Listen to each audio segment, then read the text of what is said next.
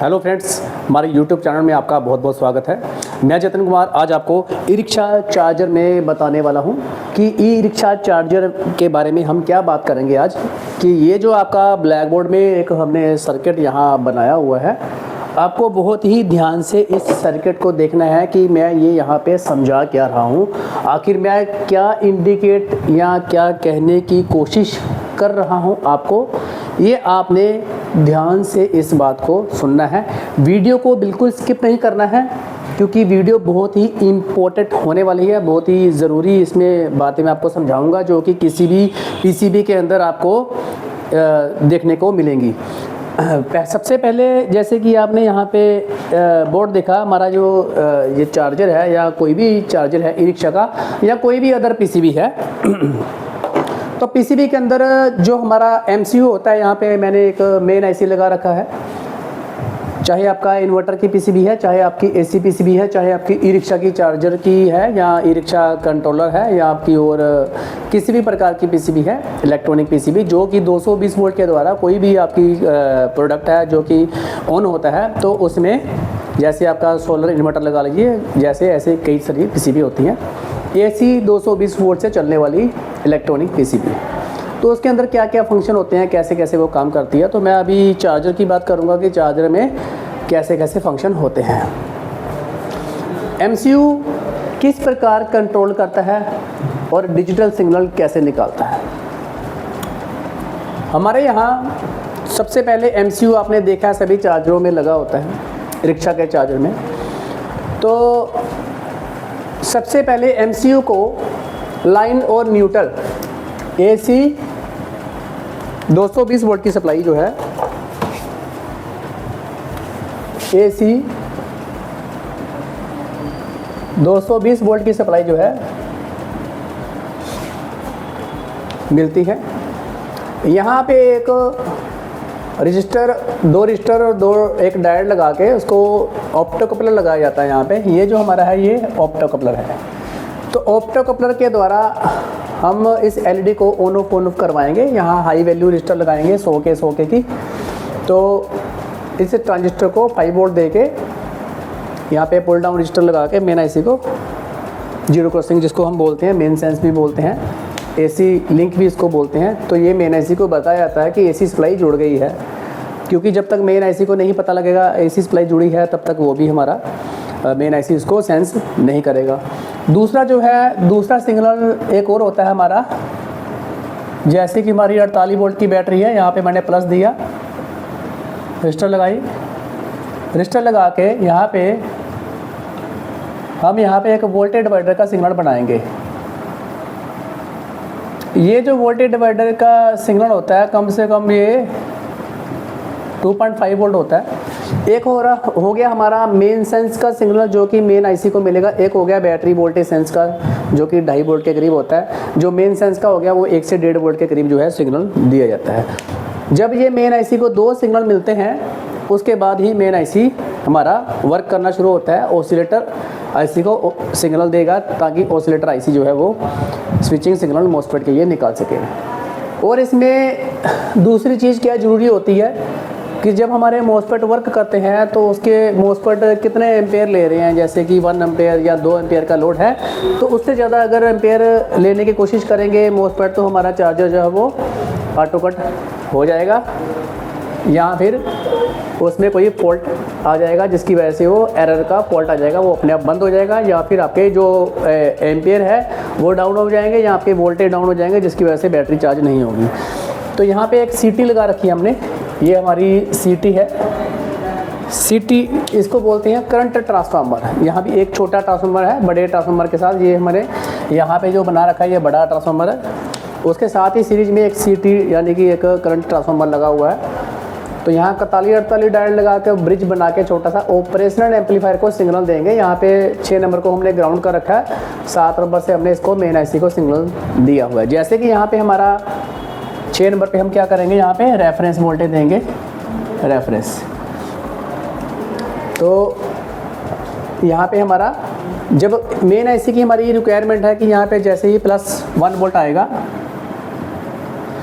तो main IC समझेगा कि ओवरलोड का सिस्टम हो गया कि मोस्फेट के ऊपर 2 एम्पियर से या 1.5 एम्पियर जो भी मैंने फिक्स किया हुआ है उससे ज़्यादा हमारा लोड पड़ रहा है। तो ये मेन आईसी क्या करेगा, 3525 जो ऑसिलेटर आईसी है जो कि चार्जर में लगा होता है उसको बंद करने की कोशिश करेगा या बंद कर देगा, तो चार्जर को ऑटो कट कर देगा ताकि हमारा मोस्फेट जो है आगे उड़ने से बच जाए। और एक सिग्नल और होता है कि मोस्फेट से उल्टा जो एनटीसी लगा के थर्मोस्टेट जिसको बोलते हैं थर्मिस्टर एमसीयू को दिया जाता है। शॉर्ट की डायोड के द्वारा भी किसी किसी चार्जर में 2-2 हीट सिंक लगे होते हैं, जैसे कि इस चार्जर में आप देखेंगे 2 हीट सिंक अलग अलग लगे हुए हैं। दोनों से एक अलग अलग हीट सिंक, जैसे कि मोस्फेट का आउटपुट का कितना हीट हो रहा है, मोस्फेट कितने टेम्परेचर पे ये हमने कट करवाना है। जैसे कि यहाँ पे हमारा 60 डिग्री या 65 डिग्री टेम्परेचर हो जाता है अगर मोस्फेट का, तो जैसे कि पंखा ख़राब हो जाए, पंखा ना चलता हो, तो उस कंडीशन में मोस्फेट तो हीट होंगे ही होंगे। तो जब हीट ज़्यादा होंगे 60-65 डिग्री तक मान लीजिए मोस्फेट हमारे सही रहते हैं, तो उस टाइम पे हमने ये एनटीसी का यहाँ पे कट करवाया हुआ है, मेन आईसी को सिग्नल दिया हुआ है। उसी प्रकार हमारे शॉर्ट की डायोड है, बाई चांस शॉर्ट की डायोड के अंदर शॉर्ट सर्किट या लीकेज हो जाए, हमारे गर्म हो रहे हैं या कोई स्पार्किंग हो रही है, टांके लूज हो गया, उसके कारण हीट सिंक गर्म हो जाएगा क्योंकि शॉर्ट की डायोड भी गर्म हो जाएंगे। तो सारी हीट सिंक जो है वो हमारा यहाँ भी टेम्परेचर के हिसाब से इसको सिग्नल दिया जाता है मेन आईसी को, और ताकि हमारा चार्जर जो है बंद हो सके। चार्जर को बंद करने के लिए देखिए कितने सारे ऑप्शंस हैं। यहाँ पे शॉर्ट की डायोड के द्वारा है, मोस्फेट के द्वारा है, हीट सिंक एनटीसी, ये सीटी करंट ट्रांसफार्मर के द्वारा है। मेन सेंस अगर ना मिले तो हो जाएगा बंद, बैटरी वोल्टेज सेंस ना मिले तो भी हमारा बंद हो जाएगा। तो अगर हमारा यहाँ पे डायोड है, यहाँ पे ब्रिज रेक्टिफायर डायोड, तो ये फिल्टर कैपेसिटर लगा है 1200 माइक्रोफैराड 250 वोल्ट का जो लगे होते हैं, 450 वोल्ट का कैपेसिटर। इसमें से जो ब्रिज का माइनस है उसको रजिस्टर लगा के यहाँ भी हमने मेन आईसी को सिग्नल दिया हुआ है ताकि ये करंट कितना लोड यहाँ पे पड़ रहा है वो पता लग जाए, डीसी करंट जिसको बोलते हैं, क्योंकि एसी करंट के बाद हमारा ब्रिज रेक्टिफायर का डीसी करंट बन जाता है। तो डीसी करंट कितना चल रहा है यहाँ पे वो इसको पता चलना चाहिए मेन आईसी को। यहाँ अगर नहीं पता चला तो भी ये काम नहीं करेगा, तो भी ये बंद रहेगा, तो भी आपका चार्जर जो है वो डेड रहेगा। तो ये सारी कंडीशन आपको देखनी है। उसके बाद आपका बैटरी वोल्टेज डीसी जो है ब्रिज रेक्टिफायर का जो प्लस है उसको भी ऑप्टो कपलर लगा के यहाँ पे दिया हुआ है डीसी लिंक, और इसको बोलते हैं एसी लिंक। एसी लिंक और डीसी लिंक का 2 टाइप का सिग्नल, जैसे मेन सेंस मैंने बोला इसको एसी लिंक भी कह सकते हैं और ब्रिज रेक्टिफायर की प्लस को डीसी लिंक कह सकते हैं। तो क्योंकि ये प्लस है तो प्लस को हम डीसी प्लस डीसी लिंक जो है वो बोलेंगे। तो यहाँ पे अगर ये सिग्नल नहीं मिला तो भी हमारा मेन आईसी काम नहीं करेगा। उसके बाद हमारा यहाँ पे रिले और फैन का सिग्नल मेन आईसी आउट करेगा। यहाँ से डिजिटल सिग्नल कम से कम 5 वोल्ट का सिग्नल आउट करेगा रिले फैन के लिए। अगर कोई बजर है किसी पीसीबी में लगा हुआ तो बजर के लिए भी 5 वोल्ट आउट होगा। उसके बाद यहाँ पे आप देखेंगे 60 वोल्ट जो है हमारे वहाँ पे, जैसे हमने यहाँ पे ब्रिज रेक्टिफायर के जो एसी वाली साइड में माइनस को हमने करंट को सेंस करवाया, माइनस सप्लाई को हम करंट बोलेंगे, current sense I sense, current को आई की फॉर्म में नापा जाता है। उसी प्रकार बैटरी के जो माइनस है यहाँ तो हो गया हमारा एसी 220 वोल्ट का माइनस ब्रिज लगा के, यहाँ बैटरी की 48 वोल्ट को जैसे कि 100 इसको बोलेंगे चार्जिंग करंट सेंस की पिन। तो वो अगर सिग्नल नहीं मिलेगा तो भी चार्जर चलता रहेगा, बैटरी फूल जाएगी, यहाँ हमारा मोस्फेट हीट होके उड़ सकते हैं। तो इसी प्रकार बैटरी का जो माइनस है वहाँ पे हमने शंट रजिस्टर का यूज़ किया। यहाँ पे हमारा शंट लगा होता है, शंट होता है हमारा 0.002 या फिर आपका 0.001 के करीब होता है। तो ये कम से कम 100 एम्पियर का शंट होता है, सीधी सी बात है, ये मैं आपको बता रहा हूँ। आप गूगल में भी इसको सर्च कर सकते हैं 0.01 या 0.02। ये 100 एम्पियर का जो है किसी भी चार्जर में जो शंट लगा होता है उसके ऊपर नंबर दिया होता है, तो आप गूगल में सर्च कर सकते हैं इसको। 100 एम्पियर का शंट होता है क्योंकि 100 एच की हमारी बैटरी होती है, 100 एच यानी 100 एम्पियर। तो जैसे ही बैटरी हमारी फुल चार्ज हो जाती है उसके बाद ओपएम्प का यूज़ किया गया है, क्योंकि ओपएम्प एक ऐसा प्रोडक्ट है, ऐसा कंपोनेंट है कि जिसको हम करंट की फॉर्म को वोल्टेज में कन्वर्ट कर सकते हैं जिसके द्वारा, और यदि वोल्टेज को करंट में कन्वर्ट करना हो तो भी हमारा ओपएम्प ऑपरेशनल एम्पलीफायर ही यूज़ किया जाता है। ये आईसी मोस्ट इंपॉर्टेंट आईसी है। आने वाले जो हमारा पीछे जो गया है हमारा 2000 सन में जो हमारे P1 के कंप्यूटर आते थे उस टाइम पे, तो P1 पे कंप्यूटर जितने भी हमारे तैयार होते थे सारे के सारे ओपएम्प के द्वारा ही होता है। ओपएम्प एक अपने आप में कंप्यूटर यानी कि माइक्रो माइक्रो कंट्रोलर यूनिट है। इसका अगर हम उपयोग करके एक मेन आईसी का प्रोग्राम बनाना चाहे मैकेनिकली तौर पे बिना प्रोग्रामिंग के, तो हम बना सकते हैं, यदि इसकी पूरी फुल इंफॉर्मेशन हमें पूरी की पूरी नॉलेज हो जाती है। तो पुराने जो मदरबोर्ड थे वो बिना प्रोग्रामिंग के इस 324 आईसी के द्वारा ही डिज़ाइन किए जाते थे जब प्रोग्रामिंग नहीं थी। तो ये एक प्रोग्रामिंग आईसी है जिसको हम प्रोग्राम कर सकते हैं अपने हिसाब से। तो इसकी मैथमेटिकली सारा सिस्टम है जिसको समझने में थोड़ा टाइम लगता है, इसलिए हम थोड़ा सा इसको हल्का सा इसको समझ लेते हैं। जो कि हमारा पीसीबी में काम करता है हम उसी के हिसाब से थोड़ा बहुत समझ के इसको काम करते हैं। ज़्यादा टेक्निकली जहाँ जाना मैथमेटिकली इसमें नहीं जाना होता है, क्योंकि सब लोग मैथ तो जानते नहीं हैं जो भी हम रिक्शा के चार्जर जो सीखते हैं।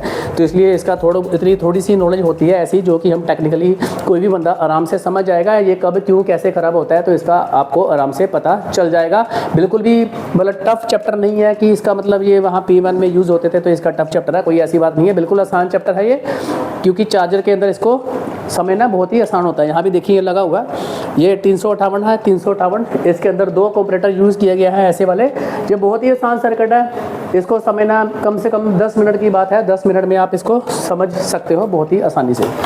तो इसके द्वारा हम जब बैटरी काम क्या करता है, ये जब बैटरी 100 एम्पीयर फुल चार्ज हो जाती है तो ये हमारा इसकी एक इन्वर्टिंग पिन होती है, एक नॉन इन्वर्टिंग। हमने प्लस पे दिया यानी नॉन इन्वर्टिंग पे, इन्वर्टिंग को हमने रेफरेंस वोल्टेज दे रखी है पहले से 0.2 वोल्ट। ये मिली वोल्ट को 10 गुना ज़्यादा वोल्टेज में कन्वर्ट करेगा। 0.2 वोल्ट दिए हैं तो यहाँ पे हमने 2 वोल्ट मिलेंगे। तो जैसे ही 2.1 वोल्ट हुए, यहाँ पे हमें 0.2 वोल्ट थे तो हमारा यहाँ पे माइनस मिल रहा था, -2 वोल्ट। जैसे ही हमारा यहाँ पे 0.21 वोल्ट हुआ तो 2.1 वोल्ट हमें यहाँ मिलेगा, तो ये एलईडी हमारा ग्लो करेगा। और उसी हिसाब से हमारा यहाँ पे कलेक्टर पे 5 वोल्ट दिया और एमीटर से हमारा 5 वोल्ट यहाँ से निकलेगा। और यहाँ पे देखिएगा वोल्टेज डिवाइडर सर्किट बना के इसी 5 वोल्ट को कम करके 7805 से 5 वोल्ट देंगे। तो ये मेन आईसी को यहाँ पे हमारा मेन आईसी का जो है कम से कम 2.5 वोल्ट का जो है वो प्रोग्रामिंग है इसकी, कि ये अगर 2.5 वोल्ट आता है तो हमारा बैटरी फुल चार्ज हो चुका है। मेन आईसी ये समझेगा अगर यहाँ पे 2.5 वोल्ट आ जाता है। तो इसी ऑपरेशनल एम्पलीफायर और शंट के द्वारा दोनों आपस में मिलके काम करेंगे और यहाँ पे 5 वोल्ट को वोल्टेज डिवाइडर के द्वारा ऑप्टो कपलर लगा के यहाँ पे हम इसको शो करवा देंगे। और आईसी जो है उसी प्रकार आईसी क्या करेगा, इधर 3525 आईसी है पिन नंबर 10 पे प्लस सिग्नल भेजेगा और हमारा 3525 आईसी जो है वो बंद हो जाएगा, क्योंकि 3525 IC 10 number on off pin है। और यहाँ माइनस अगर आता है तो आईसी ऑन हो जाता है, अगर प्लस आता है तो आईसी बंद हो जाता है। जैसे ही हमारी बैटरी डिस्चार्ज हो जाएगी तो ये पिन है जो इस पिन से हमारा यहाँ पे प्लस नहीं आएगा, माइनस आएगा और हमारा 3525 आईसी चालू हो जाएगा। ये ऑन ऑफ पिन है 10 नंबर, प्लस आएगा तो आईसी बंद हो जाएगा। उसी प्रकार 3525 आईसी की पिन नंबर 8 जो है सॉफ्ट स्टार्ट की पिन है। यहाँ पे हमने कंडेंसर लगाया होता है 5 वोल्ट का। यहाँ पे कम से कम 10 वोल्ट का 15 वोल्ट 25 वोल्ट का कैपेसिटर होता है छोटा 100 माइक्रोफैराड का, और यहाँ पे कम से कम 5 वोल्ट रहने चाहिए। तो 5 वोल्ट जब प्लस में मिलते हैं हमें तो ये चार्जर हमारा चालू रहता है, क्योंकि PWM सर्किट जो 11-14 से इसकी आउट होती है जो 5 वोल्ट के कारण होती है सॉफ्ट स्टार्ट के कारण। तो यहाँ पे ये जो ट्रांजिस्टर लगा हुआ है इस ट्रांजिस्टर के द्वारा यहीं से हम एक 60 वोल्ट के द्वारा ही जो आउटपुट बैटरी का 60 वोल्ट चार्ज होता है, यहाँ तो हमने बैटरी का चार्जिंग करंट सेंस हमने इसको बताया मेन आईसी को। अब दूसरी तरफ हम बैटरी का जो वोल्टेज है, जैसे कि हमारा 60 वोल्ट या 54 वोल्ट पे बैटरी का कट हो रहा है, जैसे कि हमने ब्रिज रेक्टिफायर का करंट सेंस इसको दिया था यानी कि माइनस दिया था, उधर से हमने प्लस भी दिया इसको सेंस करने के लिए। उसी प्रकार बैटरी का माइनस हमने इधर से सेंस करने के लिए दिया है चार्जिंग करंट सेंस, ये ब्रिज रेक्टिफायर का माइनस करंट सेंस। उसी प्रकार बैटरी का प्लस जो है वो भी 54 वोल्ट पे जब बैटरी कट होगी तो तभी यहाँ पे 54 वोल्ट फुल होने पे यहाँ पे 2.5 वोल्ट रेफरेंस आएंगे। TR431 की पिन नंबर 1 है और यहाँ पे बीच वाली पिन से कुछ वोल्टेज जो है यहाँ पे बेस पे आएंगे जो कि 0.6-0.7 वोल्ट हो गए NPN के।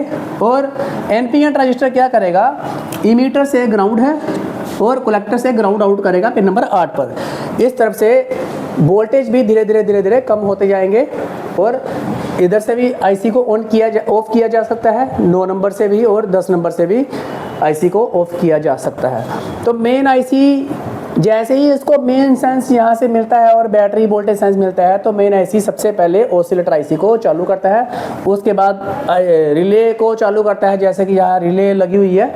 उसके बाद हमारा फ़ैन चालू हो जाता है, जैसे कि मॉसफेट चालू हो जाएंगे। तो मेन आईसी को समझना बहुत ज़रूरी है। हर चीज़ में मेन आईसी की पिन डिटेल को समझना इतना ज़रूरी नहीं होता है जितना कि मेन आईसी के बारे में समझना ज़रूरी होता है कि किस प्रकार से ये कौन सा सिग्नल पहले लेगा और कौन सा सिग्नल कब निकालेगा, कैसे ये इंस्ट्रक्शन कमांड लेके इसको कौन इंस्ट्रक्शन कमांड दे रहा है, ऑपरेशनल एम्पलीफायर आईसी।